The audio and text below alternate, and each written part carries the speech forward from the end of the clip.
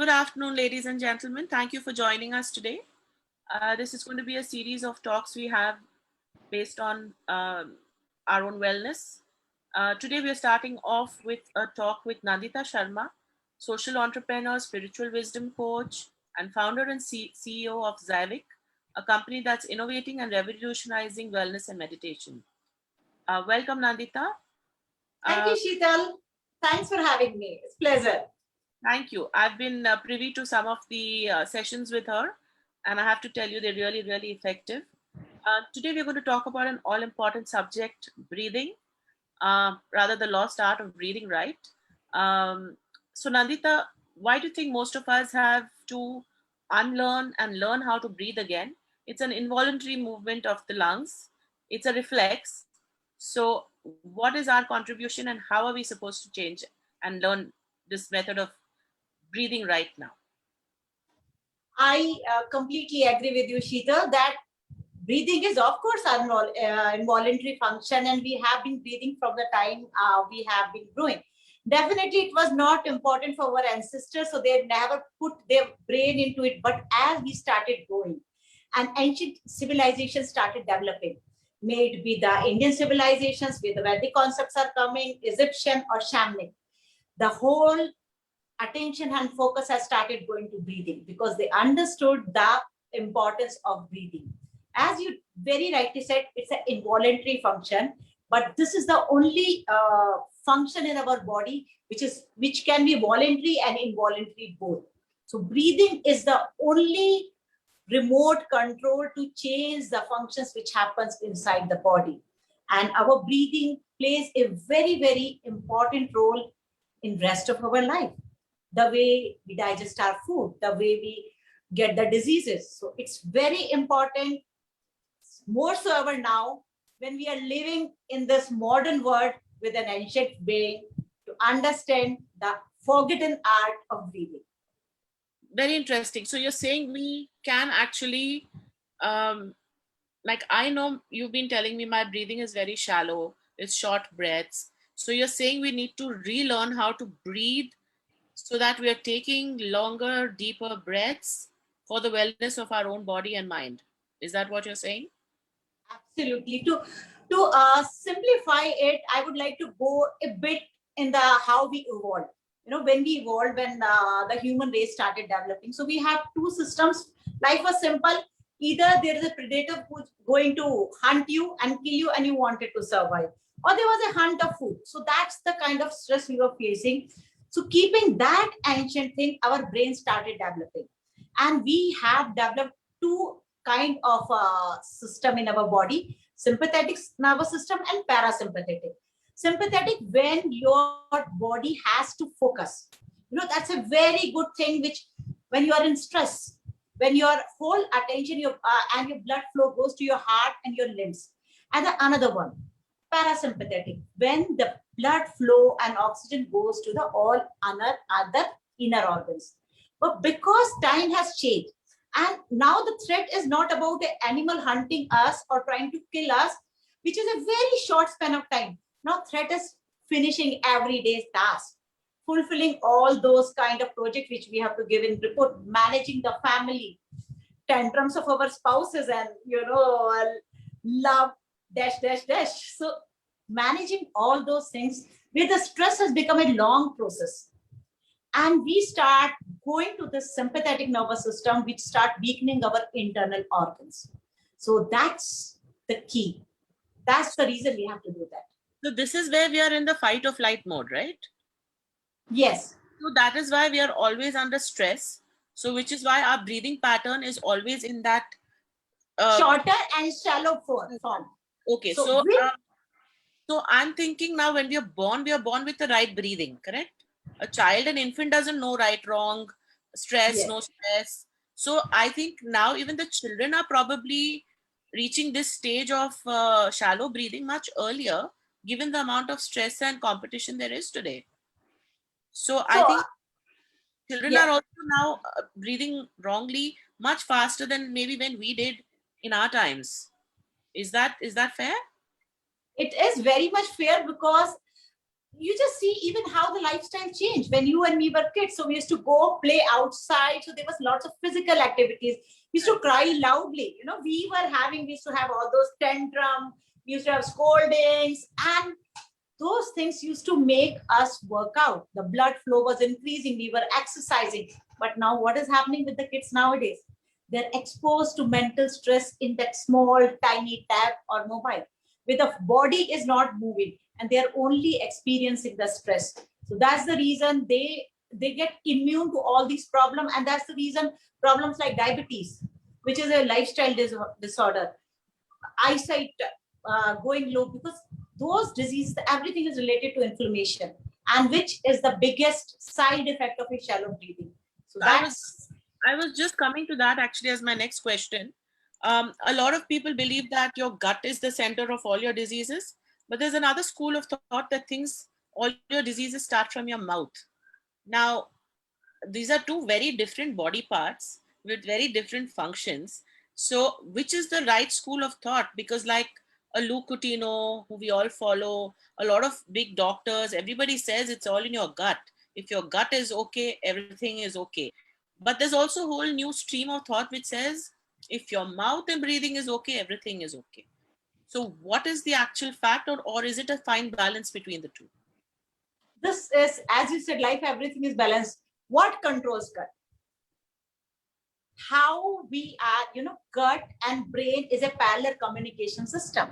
They keep communicating all the time.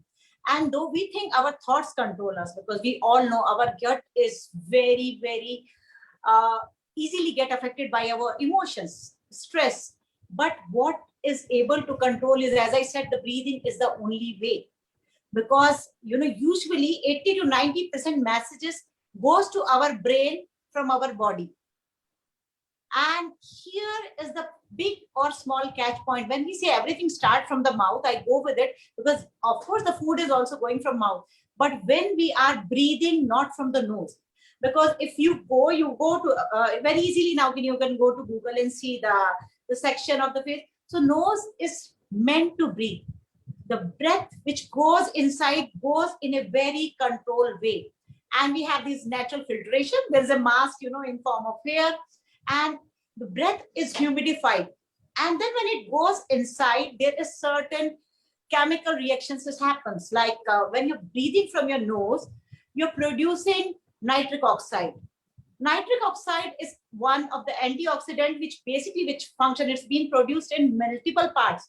But when it goes to breath and you're taking it, so it dilates your vascular system, and your body is able to take oxygen more deeply. So that's the reason when you make a balance, because everything starts from your mouth, so it can take care of your food, and your breathing is more important. We can stay without food 7 days, without water 3 days, but we can't stay without a breath even for 3 simple minutes. That says it all. Now, when you said nitric oxide, was it nitric oxide? Yes. Only when we breathe in through the nose, not when we breathe in through the mouth? So nitric oxide is produced, I don't want to go in nitty-gritty of science because it shouldn't be too complicated. It's produced in multiple places, but not in mouth. And when you're taking, you see the amount of breath which is going is uncontrolled. And it's going with so much of force that, the carbon dioxide is not able to come out of your system so easily. So that's the reason when we breathe from nose, it is the trick, which can even, like just now I said about nitric oxide. So it has the ability to kill the pathogens and multiple viruses. So you can say even in this corona time, when we breathe from nose, that's one of the first and strongest filtration which we are completely removing when we breathe from the mouth. So that was actually my next question, which was, what is the difference between breathing through your nose and breathing through the mouth? Or when should we breathe with both, or should we only breathe with the nose and exhale through the mouth? Or when do you breathe with what? Okay, so now as we discussed about that breathing is one thing which also controls multiple things and it manages. So here it's very important. We have to understand we are at what time we have to breathe how. So the most, like right now, you and me, when we are conversing, so we are definitely breathing from the mouth. Because if I start talking to you slowly and then hold and take a deep inhale, it's going to be funny. No one will be interested. So those times it's okay. But otherwise, as we discussed, the breathing has to be through our nose. And it's very, very important that we have to breathe slow. The slow breathe is important. So you must have heard there is a saying, that ancient Indian saying that we all are born with a certain number of breaths. And the faster you breathe, the shorter your lifespan is. And now with the advanced research, which has not happened just in India, but in US and all top universities, you get to know that's the truth. Because the slower we breathe, the lesser inflammation is there in our body, and we are able to remove all the toxins, including the food which is left over in form of toxins. We are able to maintain the free radicals in our body, and which increases the longevity. So coming back to what you just said, how many breaths is ideal to be taken in a minute? I remember you telling me that we need to breathe slow enough that, I mean, people who are practitioners of yoga for a lot of time, like we know some people, are breathing 7 breaths in a minute, which is really slow, which is amazing. Like for somebody like me, it was like 16, 17, which I need to, you said ideally what, 10, 12 in a minute? What is the ideal number we should come down to? Sheetal, I would not like to give a number. Huh. I would not like to give a number because so many times that numbers stick to us and we start judging our own self. And we are judging, again, we are going to sympathetic nervous system. Oh God, I'm not breathing right. I have to go. So no number, it's about the slower you can go. And as you said, it's difficult. That's the reason we have to unlearn. Yes. Because we have to go and learn again. See, it's important to go slowly, more deeper and more slower, and that can only happen with the practice and focused attention when you're free, when you're calm, and especially in the time when you're feeling your breath is suddenly shorter. There's a time we all are facing the life, they can have some time in life and suddenly you're feeling stressed. Someone has said something, some miscommunication, some work is not gone proper, and that's you start feeling shorter breathing, or you're climbing, you're running, you start breathing from mouth. But those are the time when you have to focus. I have to calm down and then focus on the slower breathing. So whatever you're breathing right now, keep a thing that, okay, every day I have to reduce, or every 5 days I have to reduce the number by 1. So if you're having 16 breath, so decide, okay, in 1 week, I have to make it to 14. And then slowly, you will start going to your lungs, natural capacity. Okay. So we are going to have another session purely on breathing exercises in the future. So we're not going to get into too much of the techniques of breathing right now. What is, so there's breathing through your diaphragm, there's breathing through your stomach, there's breathing through your chest.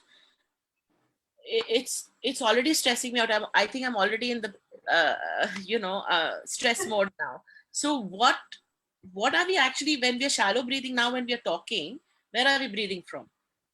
Okay, so yeah, good you brought the word diaphragm, because I think diaphragm breathing and diaphragm post-COVID is one of the word, everyone is speaking about diaphragm, and most of us don't understand what actually diaphragm is. So diaphragm is a kind of pump. How we have a heart, so it's the similar kind of pump, because our lungs cannot, shrink and expand itself.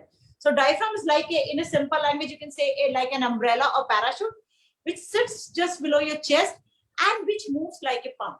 So which helps the lungs to come down and go up. Now, the right breathing is, as all of you must be aware about, I think nowadays everyone has seen in all those WhatsApp posts and Facebook, the lungs are kind of triangle thing, which is broader at the bottom. And that bottom is the place where you have the maximum suction point. There's lots of filtration point also. So ideally, when you want to have the more efficient inflow of oxygen, and I use the word efficient because it's not about just having more oxygen. It's about letting that go, mingle in your body, bring out the things which are not supposed to come and being exchanged with carbon dioxide and pushed out. So for that, it is very important that we have to go to the lower part of our stomach. But as we discussed, that not all the time, because body is a very, very wise kind of machine, one of the best one. And the way universe work, as you know, I am a spiritual person who works in the intersection of science and spirituality, because they both are very strongly related. So the universe has, made this wonderful rhythms. So at times when you really need to have those quick responses, the breathing goes towards chest. But that should be the minimized pace. And otherwise, you have to, whenever remember, breathe to your stomach, or what is the best way to judge that? To see that your diaphragm is moving up and down, because diaphragm is one of these strong wall, which is a muscle which can really, really make your breathing stronger. But beside that, it has one more very important function. And breathing is not a biochemical process. Actually, breathing is, when we go deeper in the science and according to multiple researchers, it's a biomechanical process. And diaphragm also give a gentle massage to rest of the organs which sits in our abdomen cavity. So because of that massaging, we are able to remove toxins. And that's the reason diaphragmatic breathing is the best breathing. But in a short span of time, if you're going to chest, that's okay. And sometime, for a short period of time, when you want to energize, those breathing, inhale from nose or exhale from mouth. So depending on that specific result, what you're seeking, which part you want to energize, your brain or your body, you can use those multiple breathing. This no hard and fast rule that you can't breathe from mouth, because that's you can say, a support system. That's a very wonderful support system for us. So stomach and diaphragm breathing is the same thing? Yeah, stomach and diaphragm breathing is the same thing. So basically, that's the reason. So we have to, when you want to feel it, you have to feel your stomach bulging from the side, because it's not about abdomen muscle which has to work, it's the diaphragm which has to come down and go up. So when you say side, means what? So rather than putting your hand on your top of your stomach, you can just put it below your ridge and put your hands like this, and then you see that it's going out and coming in. So that's the perfect diaphragm breathing. Okay. So there's diaphragm or stomach breathing, and then there is chest breathing. That's Chest breathing. Okay, got it. What is the best way to remove the trapped carbon dioxide in our cells? Is there a breathing technique, or should we deal with that when we are doing breathing exercises? Okay, so we all somehow, I should rather say that we were so influenced with ignorant growth of science that we have started thinking that carbon dioxide is the monster and oxygen is the only survivor. But which is, the reality is not like that. So that's the reason, when, as I discussed before, when we go for the ancient system, and when even now you go for different breathing processes, so you see that we are always told to inhale for a short time, exhale for a longer time. And now even in the cases of COVID, when everyone is following the exercise, which is also telling us to hold our breath inside, to expand it. So that's the way, when we increase the carbon dioxide concentration in our body, that help us to remove the trapped oxygen, which is also bringing the toxins out. So holding breath for a longer time, keeping inside, and extending your exhale double the size than your inhale is the wonderful way to increase that carbon dioxide concentration on your body. And one more thing which I would like to share, which is very relevant for nowadays. We all have to wear masks. Nowadays we are in lockdown, but otherwise whenever you go, and we feel suffocated with mask. Most the people feel that, okay, I feel very, very uncomfortable. But that suffocation is not lack of oxygen. That suffocation is because you're having that high density of carbon dioxide. And for a healthy person, note that I quoted, for a healthy person, having that higher concentration is actually making you more healthier in longer term. It will make sure that you don't develop diseases like cancer in the later stages of life, because the inflammation is cut down by that. So don't hesitate in wearing mask, and don't feel that I'm feeling breathless. It's just that you're not used to having that carbon dioxide. Oh, interesting. Okay, we always thought carbon dioxide is what you need to expel fast and get rid of from your body. What is yogic breathing? So, yogic breathing, as we say, yogic breathing is a very beautifully designed one and all breath exercise where we work on each and every part of our lung. And it not only work on our lung, it generates the kind of energy which opens up the every muscle and create a certain vibration from our toes to head. So in yogic breathing, when we start, so when, as you said, we will be doing in deep, we start breathing in from our diaphragm, and then we again expand our the top portion, so we first expand our lower portion of lung completely with full attention, then we come to the top portion, our lungs, and then we also go to throat and nostrils and all these cavities and the kind of glands which are related, so creating a humming sound, and that humming sound activates the oxygen production distribution in whole body. So it starts going equally and it starts releasing carbon dioxide, which is trapped inside. So once it's empty, once there's no trapped oxygen, so your body will be able to absorb more of the fresh oxygen. Okay.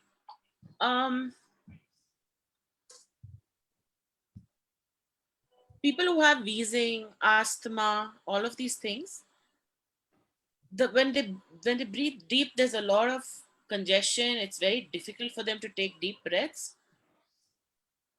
Can breathing cure it, or is breathing going to make it more difficult for them? Deep breathing.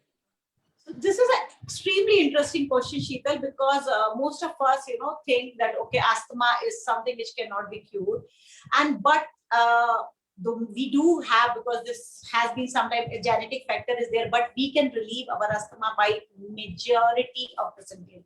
For most people, by breathing right and breathing in a specific way, we can get rid of problems like asthma. Not just asthma, some of the problems which we feel are very, very common nowadays, and many people, like sleep apnea.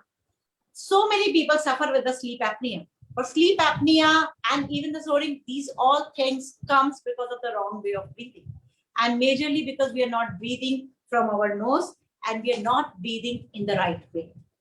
So these are not normal. This is not a part of our life.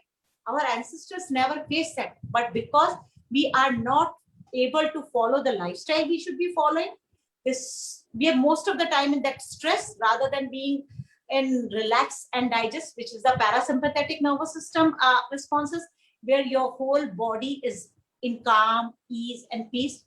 We develop all these problems. So asthma can, to a certain percentage, for most of the people, be healed by the right kind of breathing.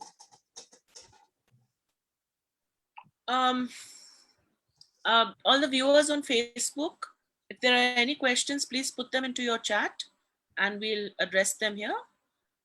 So Nandita, tell me, what is the best time to do a breathing exercise and how many times? It depends on the it depends on the which type of breathing exercise you're doing. Like some breathing exercise which is humming and alternate nostril breathing, which is one of the very popular and very, very powerful breathing. You can do it anytime.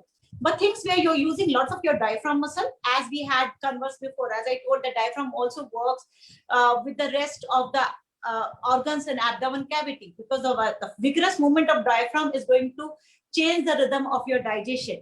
And so those things should be done when you're empty stomach, ideally in the morning, because environment has much more oxygen concentration. The plants are sending out so much of blessings in form of fresh oxygen. So that's the ideal time for doing those exercises. But if you follow a lifestyle which is not allowing you to do it in morning, then do it a time. Only thing, you should be empty stomach, do it anytime, but do it. Something is always better than nothing. That is for the breathing that is involving your diaphragm, right? Yes. Okay. So what are the breathing exercises? There are some that we can do through the day, right? Like you said, Yeah. the and all of that. Which we will deal with all these exercises at a later point. But just to know that there are breathing exercises that you can sit and do on your bed while watching TV also, right? To increase your lung capacity. You don't have to be doing rigorous diaphragm, Baba Ramdev type of stomach, pumping exercises they're not the only ones you need to do to increase your lung capacity. We also have Shanti breathing, which we can do to increase our lung capacity, right? So, see, anytime, one best thing what you can do, start giving attention to your breath, which I feel, we all can do at least half an hour to 1 hour once. Just give yourself 30 seconds. I think which is the time we can all, if spending these 30 seconds every 30 minutes can save us in lifetime of diseases, it's not too much. So Right. just having a focused attention on breathing and just observing your breath is going in and going out can also be very calming. An ideal way to do it, as I discussed, having a digital breathing method like counting when you breathe. So you can count, inhale, you can start with inhaling for 4 count and then exhaling for 8 count. So when you are doing something and in between you want to do, so slowly you can make it 6 and 12. So it has to be 1:2 ratio, depending on your ability. And beside that, when you only want to calm down your brain, you're in between something and you want to have a better focus. Okay, I'm writing this project or I'm going for this talk. And like Sheetal, as you are in blogging and you keep doing so many shows. So people like I can understand there might be so many technical issues and handling so many people. So you can do this calming down breathing, which just inhale for 4 count, hold in for 7 count, and exhale for 8 counts. So that 8. 4, 7, 8, and I have made it a kind of thing for myself and for all my students who learn breathing from me. 4, 7, 8, it's never too late. So anytime, any day you can start, and in the rhythm, it makes us the fun factor. It makes us all remember. So I keep humming 4, 7, 8. It's never too late to take control of your life. Lovely. That's to calm down. That's very catchy. That's really nice. So I'm going to ask you to give us one breathing exercise we can do this whole week, which we can practice, which is going to help us before we get into the next session next Sunday, which will be more in-depth breathing exercises. So give us one exercise, maybe the yogic Anulom Vilom, which you say is one of the most powerful breathing exercises and which is easy enough to do at home without supervision, right? Okay. Yeah. So if I have to give you one exercise, so I'll tell you Anulom Vilom, but there's one more exercise which I'll suggest you to go right now, keeping in the mind that the pandemic is so much and which can actually help us to curtail. I will not say for everyone, but it can reduce the chances of catching the infection when you come in contact with someone. So that is also humming or Bhramari yoga. So let's do that today and we'll keep the yogic one for the next time then. So the Anulom Vilom, which is again a very, very powerful, but we'll do, so the Bhramari is, there is when we hum. So what did you call it? Bhramari. Bhramari pranayam. So it is, we will also share some text about it in the link. But this Bhramari pranayam is one of the simple way, even if you can't do anything, it's like humming sound. So, first we have to inhale. After inhaling, I'll just first explain it and then. People watching this can please practice it while Nandita's doing it. And if there are any questions about it, please put it into the chat section of your live show. Thank you. I'll first explain how to do it and then I'll show you. The best way is you have to inhale. Before doing any pranayam or any breathing exercise or any yogic exercise, it's very important to center yourself. And how to center? Simple. We have one remote control which can absolutely manage everything inside and out and balance them. That is breathing. So we always start with the focus on our breathing. So close your eyes. Just, sit still, not moving. And first, one time, just have attention on your body, how you're feeling. And then just focus on your breath, not trying to make it strong or soft or deep, nothing. Just focus how you're breathing. And when you're noticing how you're breathing, slowly, slowly in 2 or 3 breaths, it becomes deeper, it becomes calmer. And once you have done calmer breath, then we will exhale it completely. And after exhale, then take a deep breath, but not a very vigorous. Gently we take the breath, and after that we keep our face closed. What to make it easy? People who are really expert, they can do it without closing your eyes. But I suggest that it enhances the impact. So you can use your 5 fingers, use your thumbs to press your ears. We use eyes to close first finger to close the eyes, second finger to close the nose. And this is just resting here, but it is ceremonial to actually close your mouth. So we first inhale like this. And then our nose is not completely closed. Our nose is only half closed. So we are like this and leave a very tiny space in your nose. So the outflow has to be very, very thin, like a very thin layer of water, which comes when you are almost closing the tap. So that way it should come. And if you can put your chin down, put it in this cavity here, which is called Jalandhar Bandh. So once you put it like this, you can feel that humming sound more intensely. And do it till the time you feel comfortably coming out of your breath. You should not be breathless, no putting pressure. So you should be able to come out and then open your eyes. So I'll show it once. Where are we supposed to feel the humming, here or here? You will feel it in your whole head. No, But the sound is coming from here. Sound is coming from here because vocal cords are here. So sound is produced from here always, from the vocal cords. But because it's close, so it's intensified. You know, you can feel those internal DJ. One of my friend who does, and she gives a very, very nice support for that, that I feel like this internal DJ. So you will feel those vibrations happening in your body. And the best part is, as I discussed, that there are certain chemicals or biochemicals produced in our throat in that time, which can kill pathogens and viruses up to a certain extent.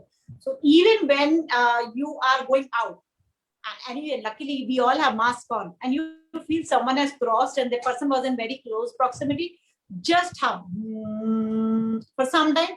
Even doing that is going to be helpful. But now I'll show you how to do it. So first, everyone, please close your eyes. Make your backbone straight. So this should be your head to the down at the edge of your spinal cord is in one straight line. Just have a focus on your breath. Bring the smile with a sense of gratitude to your breath, that it's filling your heart and body with the life and the health. Observe it. It's how it comes in, goes out. Inhale and exhale.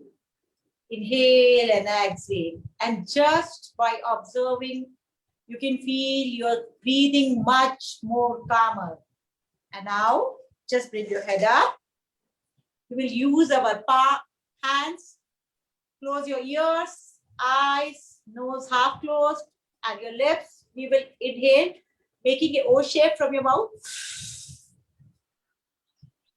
And then you have to fix your chin down, touch your neck, and then slowly, slowly let it go out from nose and feel that hum.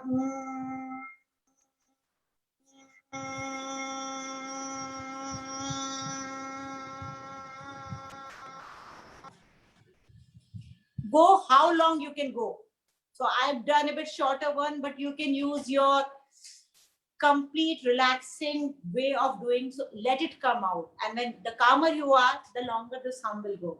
And the stronger this hum is, better your all, not just the inner organ, but even your brain. This is very, very healthy. And it's also one of the exercises which help you to control your hormones. So people who have the problems, anything related, even the thyroid, even a certain amount of PCOD can also be controlled, because this stimulates our pituitary gland. And pituitary gland is the one which stimulates most of the hormone production in our body. Can we do that once more, Nandita? Sure, I'll show you so you can just see that. Now I will not speak, so you can just see how I'm doing.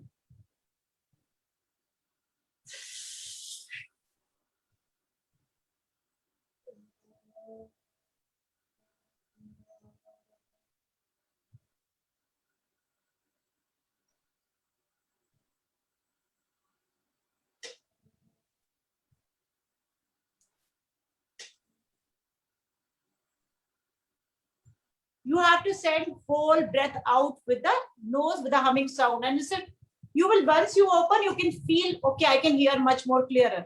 So this also improves your hearing ability, and you will also be able to feel, okay, everything's look brighter, because it improves our inner organs and makes your eyesight also sharper. Wow. So everybody practicing this, please don't do this more than 5 times today. We don't want you to get all heady and all of that, because it's something new, and if a lot of oxygen goes to your brain, suddenly you could get lightheaded. So please go slow and just do 5 today. Build up slowly. Mamta Roy had a couple of questions. I think one of them you've answered. Is walking with a mask okay to do? Yes, so that's what I told. It can, When you're going for an exercise walk. when you're going for an exercise walk, also that's what see that nowadays even the high performing athletes, you know, who are really in the competitive sports, so they are also learning to breathe from nose, because that is actually good. You're consuming more energy, so there is absolutely okay to keep your mask on when you're walking. But yes, if it is vigorous and you feel uncomfortable, then definitely you can't jog with a mask on, because your need of oxygen is more, because oxygen need is, it's depending on your metabolic speed. So how fast, which we will be discussing in the how fast is your metabolism, that much of oxygen you need for your body. So this we're going to touch upon next week when we talk about blood chemistry and breathing. Yes. So walking is good with the mask on, but yes, morning time, who wants to have mask? We all love that fresh air touching our face and nostrils. But if there is no option, you can, but no running. For running, for jogging, definitely I will not advise it, because you might feel giddy and dizzy. Mamta, you wanted one important breathing exercise that can be done every day, which now Nandita has shown you. What was it called again, Nandita? The humming one? Called Bhramari. Bhramari. B-H-M-R-I. Bhramari. Yes, and there are multiple variations in Bhramari. So this one specifically I told, because this one is like, it has gist of all Bhramaris, and it is also very good to keep our nasal tract and throat tract clear, which is the need of the time. Okay. Is there anything else you'd like to add, Nandita? Because we've come to a good 35-minute conversation. Okay. I don't want it to be too long, and I think our attention span after this will start diluting. Yes, so if anyone has a question, they can ask the question. I'll be more than happy to answer anything related to breath. So beside that, I'll just tell you a small story about my journey into wellness. So as many of you might be knowing, so I was an entrepreneur, and I was having a pretty good business, which was also bringing lots of stress. And then one fine day, I started feeling okay, that my body and health was not in the optimum. You know, a healthy person, suddenly you start feeling okay, I'm catching cold more often. I started having back pain, and then I have to go to surgery. And that was the time I wanted to know what is the secret where I can live a complete happy life. You know, you get lots of time for contemplation. And being a happy person, I have to be on bed for almost 6 months, because my back surgery was done, excessive traveling and stress. And then I thought, okay, now if I want to be happy, what all has to be there? And first thing came, for the happiness is health. We all, whatever we say or don't say, unless until we are healthy, we can never feel happy. We are mortal beings. You know, when there is pain, even if a small discomfort happening anyway, we cannot be in calm, peace, relaxation. So leave happiness. And then when I thought about, because being someone with a very analytical mind, and I believe in going scientifically, so what is the best and the most important and basic thing which I require to practice to keep my health at its optimum? And after reading so many research papers from Harvard, from Michigan, from Stanford, the best and the most important tool was our breathing. So if we want to be happy in our life, if we want to be happy in our relationships, if you want to have not just this fulfilled life, if you want to be successful in business, if you want to fulfill our ambitions, the most important tool which we often ignore is correcting the breathing and learning how to breathe, in which pattern, to achieve what kind of result. So we have breathing, we can change our mindset completely. We can control our blood pressure through our breathing. We can control our pulse rate through our breathing. So breathing is something, it requires more attention. Thank you so much, Nandita. I think that's a very valid point. Somebody who has, like stress eating, binge eating, the minute you start breathing deeper and you calm yourself down, those are all stress induced reactions, once you start breathing, you calm yourself down, that urge to eat, that urge to binge will go. You're angry, people tell you count till 10. It's actually not about counting till 10, it's about breathing enough to calm yourself down. So we know all these things, we've just been told about it very differently. But like you said, breathing is central to health. So I think for stress, for hunger pangs, for binge eating, for anger, for your hormones to settle, hormones go haywire when we are stressed. I think why they say everything is stress related today. I mean, forget in your mouth, in your gut, in your whatever. I think the number one killer today is stress. And the best way to tackle stress is by calming yourself down. And the only way you can calm yourself down fast is through breathing. So I think that is where breathing comes in. Forget the gut and the mouth and the diaphragm and everything. I think first, right now we are all living in a very high stress space. So the only way you can reduce your stress, guys, is to be calm. And the way you can get calm immediately is by controlling your breathing. So it's a no-brainer to just start breathing right. And as we go ahead with the next few sessions, we're going to be taking a deeper look into the right breathing exercises to increase your lung capacity. Different breathing, it's called breath work, which Nandita will be leading. So please join us the next time. We have some nice discussions and workshops lined up for you in the next 12 weeks. Thank you for being with us today, and do spread the word if you've enjoyed yourself today. Thank you, Nandita. See you And next. I would like to end the session, Sheetal, with one line that this is the high time that we make our breath our best friend. Correct. Absolutely.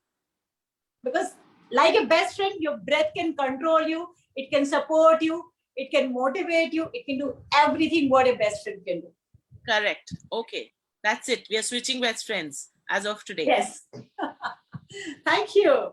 Thank you, Nandita. Thank you, Pleasure everyone. talking to you, Sheetal. My pleasure entirely. Thank you.